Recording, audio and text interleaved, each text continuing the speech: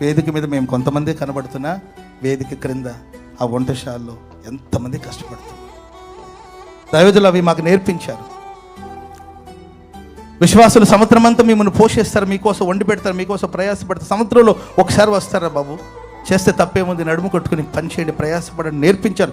ఇప్పటికీ చాలామందికి అర్థం కాని పని ఏంటంటే, ఆ వంటశాల సేవకులు వంట చేస్తూ ఉంటే ఆశ్చర్యపోతారు. దేశ విదేశాల నుండి వచ్చిన వాళ్ళందరూ వింతగా చూస్తున్నారు. ఇది నిజమేనా?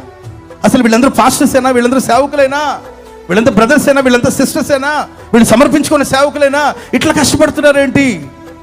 వీళ్ళైనా పని చేస్తున్నారంటే అలా నేర్పించారు మా పెద్దలు మాకు.